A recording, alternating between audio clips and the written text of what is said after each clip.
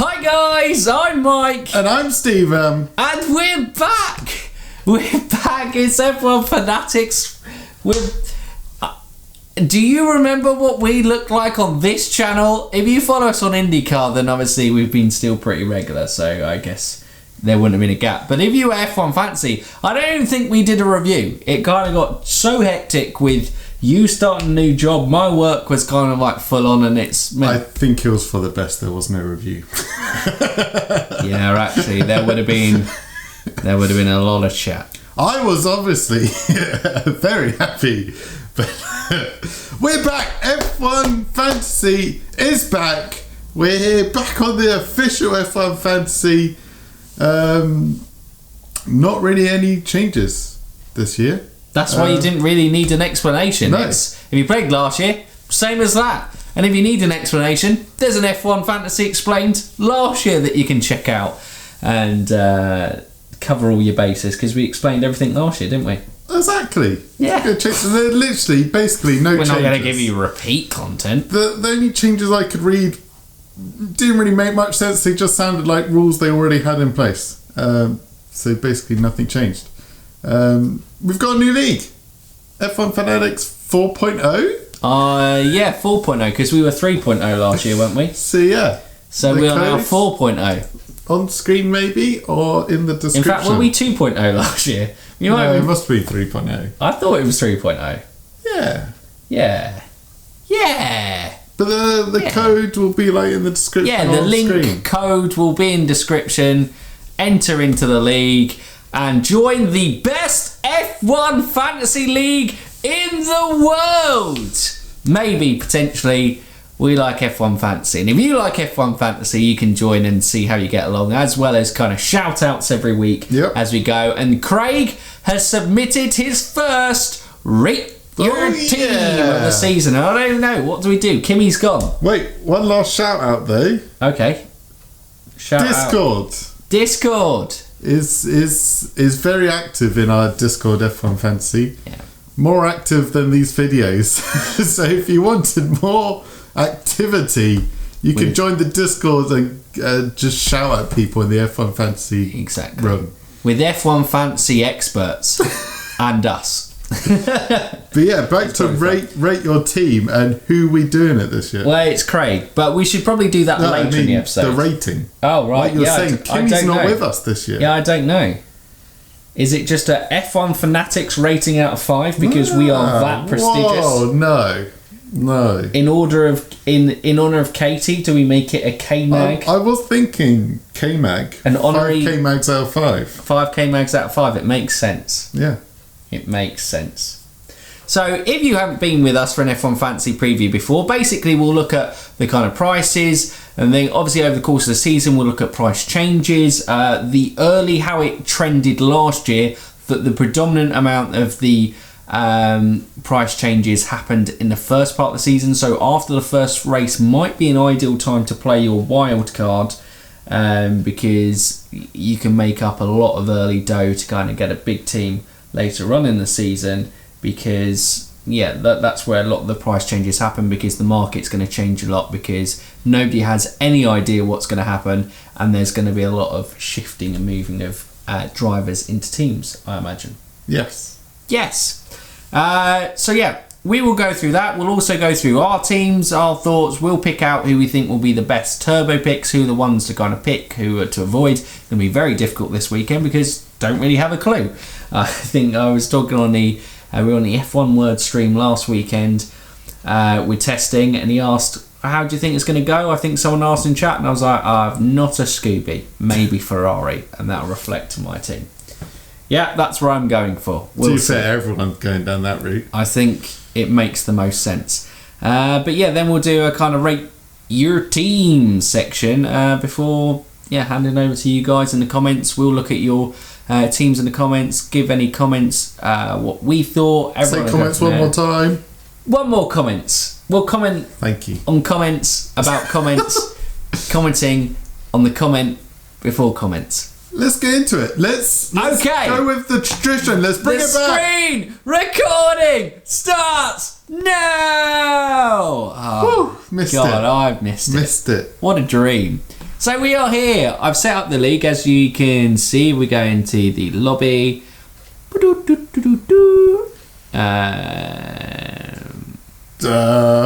Struggles to find. No, scroll up. I think you have to go to started. Started? Yeah, that might say. No. How the hell do you find your own? Yeah, I don't know.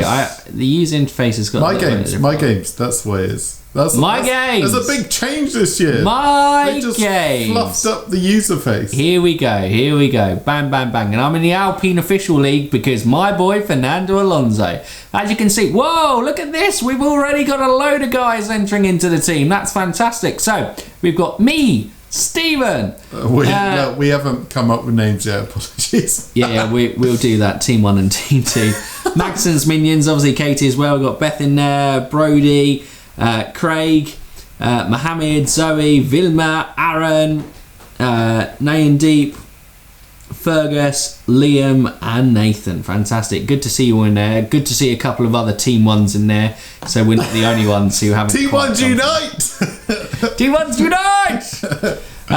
So yeah, you can pick up to 3 teams. You can only allow to enter 1 team within the F1 Fanatics League, because I think that's fair, to just go with what you think's your best team, and the other 2 teams you can enter into other leagues, or you can just have alternate ones that you just I like to have the other teams just experiment and go a bit wild sometimes. Yes, how crazy. Right, so managing. This is obviously, if you're not used to the user interface, this is on the desktop version, but obviously you can go on via the Formula 1 app or on your phone.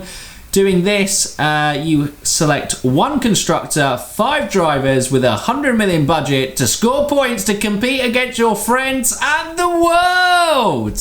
God, I usually say that at the start, don't I? But we've got it in there. His initial thoughts, I didn't really think too much into it. I've gone from there. Kevin Maxson feels like quite a good bet to have at 5.5 mil. Let's click an X on one of the drivers, and then we can see everyone. Okay, we can see everyone. Rather than just looking at, I'm sure your team's the best team, but let's just have a quick glance at all the options, all the drivers. No! My team is best! No. Right, Lewis Hamilton, 31 million, seems vastly expensive. I'm not saying go through everyone, okay? Calm down. Lewis Hamilton and Max Verstappen, your top 2 boys. Lewis is a risk this year. Mercedes, I'm sure, will come up top. It depends when, but especially Bahrain, you won't really touch Lewis. And considering we're not really sure who's on top, is it Red Bull or is it Ferrari? And you could get Charles Leclerc for 12 million cheaper than Max. Is Max too much of a gamble as well? I would probably steer clear of the Lewis Hamilton and Max Verstappen's first race, just until we have a clue where this season's going to go, because I don't know where it's going to go. I'd expect Red Bull to be around about up there, but it still feels quite a big risk, and I don't know if we're going to get a dominance between just basically Lewis and Max sharing out the wins. I know we did have the odd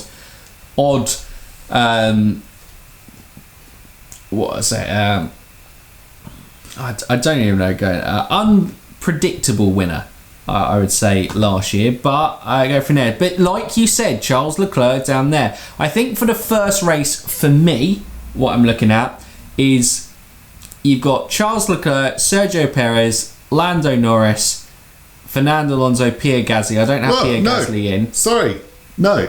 All right. We're not going Fernando Alonso. Why? Alpine. We can't talk about Max and Lewis being too much of a risk and say throw an Alpine driver in there. Fernando Alonso. That's it. And that's the selling point. Fernando Alonso. I'm not saying Esteban Ocon. I'm not trying to mug these people off. 2-time Formula 1 world champion. If Alpine have a double retirement in Bahrain, I wouldn't be surprised in the slightest. They've got Otmar Schnauzler now leading the team. Otmar and Alonso, dream team. Sure. I won't put him in as one of the top picks. Yes, Pierre Gasly. No. Right. Look, come here. I'm saying you can pick anyone out of where you want from here, but from Charles Leclerc downwards, I think this is where you're looking. All right. any 4 of those combinations. So you might not have Alonso, you might have a Pierre Gasly in there I instead. wouldn't even put Alonso in here. I'm sorry. I'll go, Gasly, Lando, Checo, Leclerc is your combination drivers. Those 4. I wouldn't put Fernando in there. Fernando Alonso don't also back comes... the car. I don't back the car whatsoever. You don't know what's going to happen. Well, I'm more confident. They've got a new engine. They feel good about their new engine. Ted was feeling bad about Alpine, but I wouldn't trust Ted on that. You may not have seen it yet. Ocon's car, half of it flew off the track. Well, you know, Bahrain has history. Okay, sorry, pick Fernando Alonso because Bahrain has history. Okay, let's go further down. Fernando Alonso! At 12.5 million, I think he's a good pick. Last year, he was 15 million. This year, he's 12.5 million. I'm picking the driver, not the team. My main observation here is the prices are quite similar to last year. Yeah. It's basically, I don't know what's happened. We've had the biggest technical regulation change in F1, possibly F1 history, at least modern history. But F1 Fantasy itself has just done nothing. It's like the engine freeze that's happened to F1 Fantasy. It's like they haven't done anything with it. I think what's going to... Copy paste. Yeah, but I think actually what it does do is allows a lot of people to have some pretty good teams. Because yes, it does. If Mercedes and Red Bull don't crack it. Now, a lot of people are expecting that to kind of eventually come out on top. They're 2 of the greatest drivers in sports history. They're the guys who duked it out for the title last year.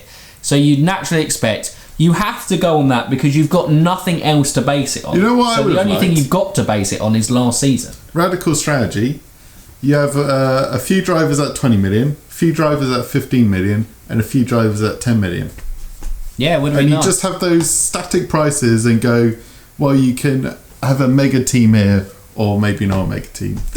All these prices are wild. Yeah, which means going back to my original point. Yeah. Okay, I won't include for now. I'm picking the driver rather than team. Pierre, Lando, Perez, Charles. I think you've got to have at least 2 out of those, probably 3. Yeah. I at one stage did have no Lando and double Ferrari, but I thought going triple Ferrari, if you've seen as I've got them as my constructor, is probably a little too much to go on that basis. Pierre obviously was fantastic last year, very consistent performer, getting into the top 6. I may even dump my man Fernando Alonso for Pierre Gasly there, but I feel 12.5 million for Alpine Bahrain Alonso. has history though. It has Let's history. look at the bottom. No, I was saying has history for half cars. I didn't think you would get my Grosjean reference. What? Oh, that didn't even click. You can't make a joke about that. Let's move on. Let's go to the cheap. I can now that he's okay, you know. Right, okay. Right, he is very interesting actually. Like Haas, if they're in the midfield, Kevin Maxson at 5.5 million is an absolute steal. I can't believe if Haas aren't as awful of what they've done because they've spent Ural Khalid's money. So anything that they were going, they might drop off through the season, but for a start of season, it's probably going to be the best car that they could possibly have. And he didn't look out like way out there in testing. It was competitive, I thought. Yeah, Haas was okay. Yeah. So at 5.5 million, 1 million cheaper than Mick Schumacher, and 1.5 is that million cheaper than a Williams in Latifi, 2 million cheaper than our one. They're steals. I think 5.5 for Kevin Magnussen is an absolute steal because he's a great driver. Like, he didn't leave F1 because he wasn't good enough driver-wise. He left F1 because Haas were in the money trouble. Yeah. Yeah, Kevin, absolute steal from these cheaper guys. Anyone else of note? You can't really say because it's so unpredictable. We've gone through the predictable names and the steal, but you can't. AlphaTauri, maybe Yuki Tsunoda, but he was so unpredictable, and you just think he's not going to get those teammate points on a consistent basis. Out of Alfa Romeo, I think Alfa Romeo are actually incredibly overpriced. For what they are. They would be more appealing if they were around the Williams bracket. And Albon could, if Williams continued the trajectory that they were on last year, where they were getting a little bit more competitive in the midfield and at least, threatening to score points, I think Williams, Albon could be a decent bet if Haas turn out to be a way off the bat. They had a rough pre-season though, Williams. Yeah, they didn't have the smoothest. Aston Martin, not a clue. Yeah. Obviously, you're not going to spend 11.5 on Nico Hülkenberg. Unless you are a Hülkenberg fan. He's only going to have a few hours practice, on-track practice. We're not saying he's a bad driver. It's just, compared to everyone else, he's not going to be up to speed. And also, not knowing what that Aston Martin car's going to do, because they didn't necessarily have the greatest pre-season testing. 11.5, when you could have Fernando Alonso for just $1 million more. Basically, Sebastian Vettel is 11.5, and they've just done the straight points price switch. You know who I think... I know we rate George Russell very highly, but he has been done dirty. 24 million for George Russell, considering that Sergio Perez had a pretty strong season for Red Bull with 17.5. That's why I wish they just went a bit crazy with the prices and just gone, okay, we'll stick the top drivers at 20 million, mid drivers at 15, and maybe the ones point to prove at 10. Because you just... Yeah, okay, Mercedes won the Constructors' Championship, but we've had massive technical changes. There's no certainty Mercedes are going to be up there from the start, and you just stuck George on 24 million. Yeah, you can't go for him. No, you can't. Even if you're the biggest George fan in the world, you just can't go for him.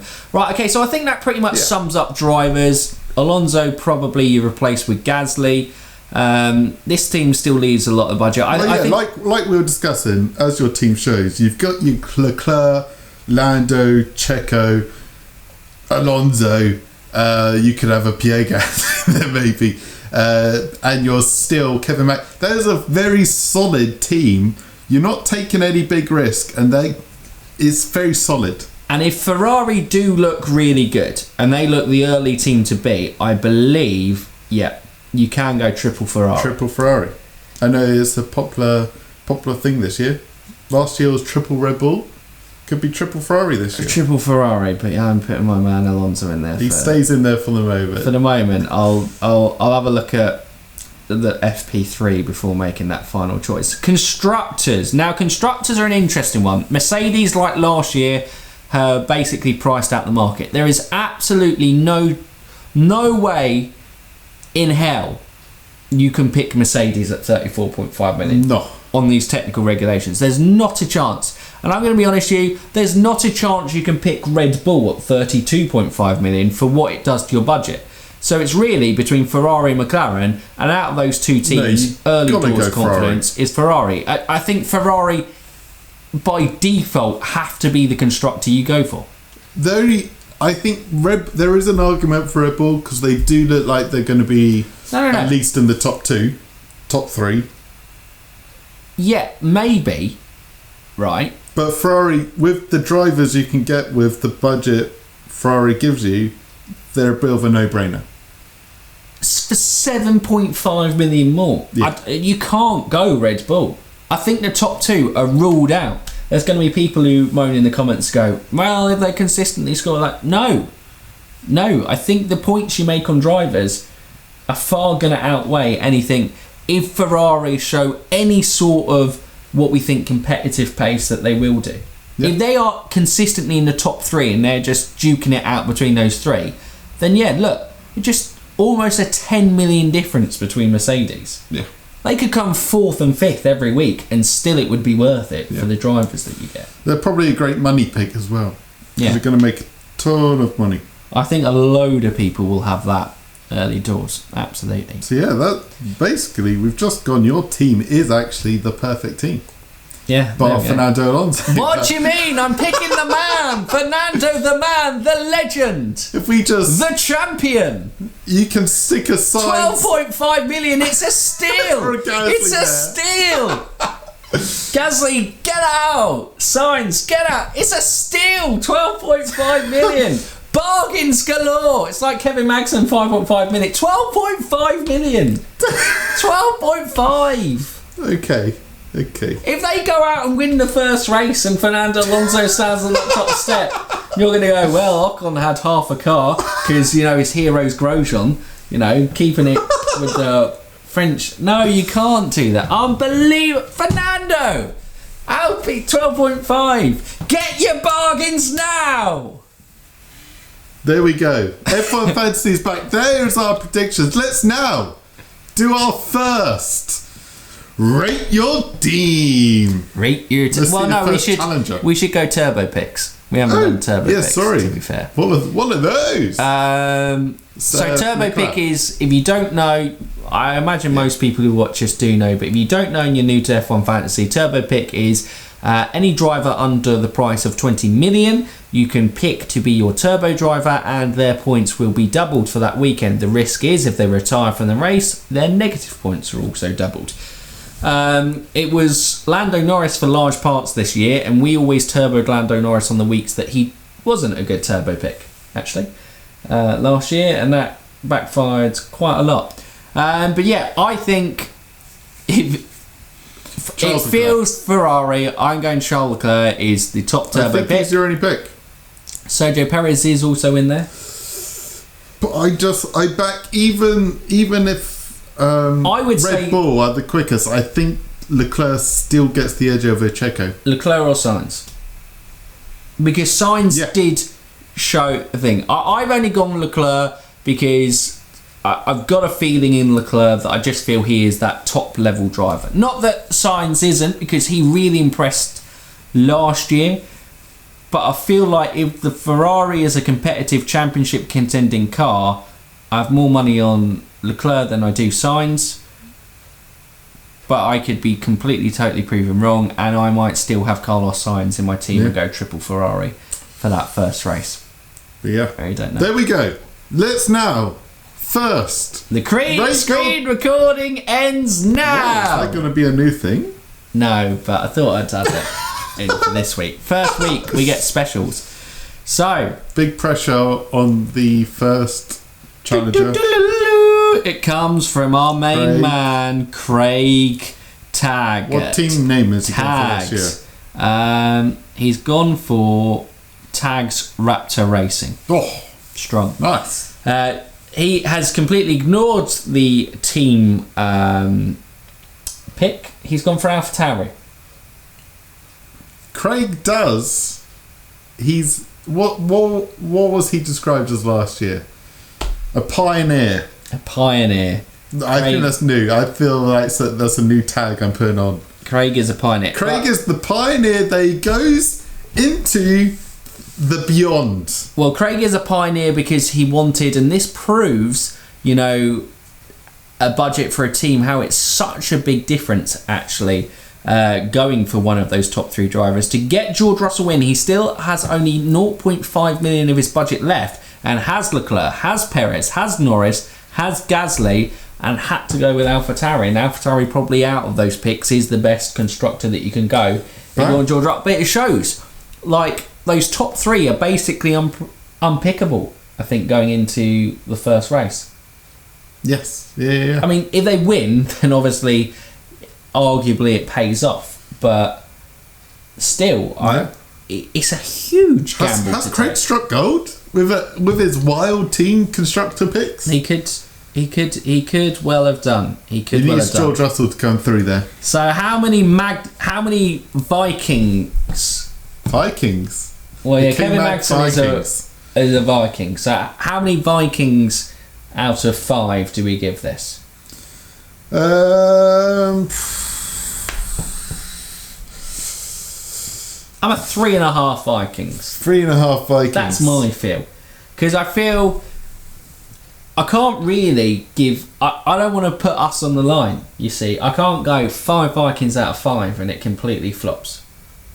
Because I have no idea. I have no idea. We're saying some of these things like Ferrari is a must-pick constructor, but I have no idea how this weekend's going to go, honestly, which is really exciting, but as an F1 fantasy player, it's really stressful. Because I have not a clue. And that's why wildcard might be the best time to play afterwards. Not only are you probably going to make the most money. I want to come on to that, though. Okay, alright, okay. Alright, we'll come on to that. That's where we end. 3.5, so I think it's slightly better than average. The George Russell, I'm not sure.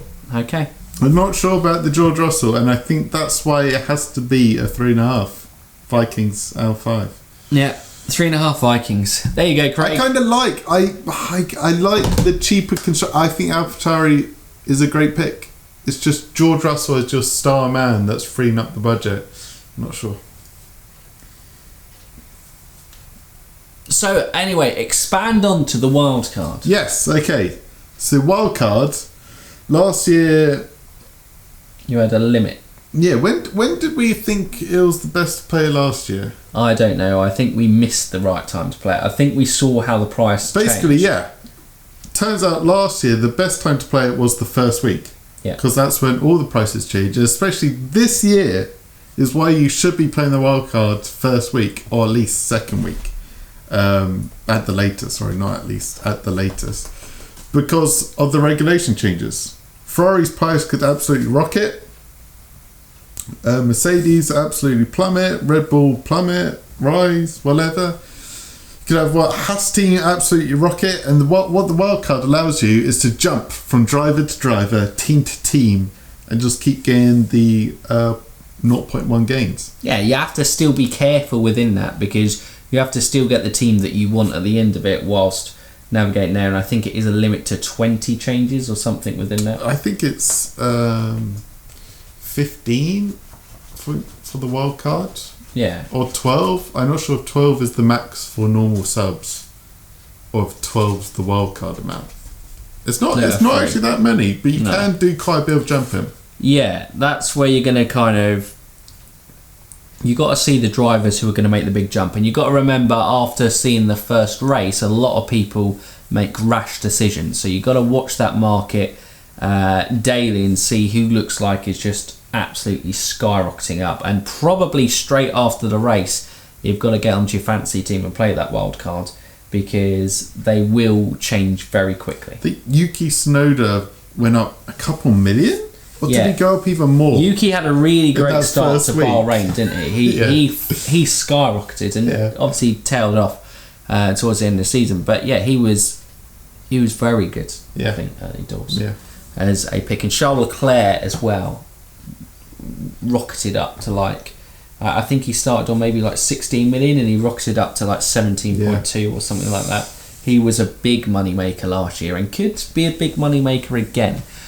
We'll have to wait and see on that front. But yeah, I think that's about it. That's it. We're back, guys. We hope you've enjoyed it. We'll try as regularly through the season to get you F1 fantasy weeklies as much as we can. But yes, no guarantees, but we thought we definitely had to be back for week 1. Make sure you join in the league. Make sure you let us know all your thoughts in the comments below. If we can't get a video, I'll try and do a post so that we can still talk and discuss about fantasy teams through the week, so you guys feel the most informed that you can be going into an F1 fantasy weekend. Oh yeah. And if you're new around here or haven't done so already, what can they do, Stephen? They can like, subscribe, and ding that bell. Ding it! So for now, you F1 fans, keep racing.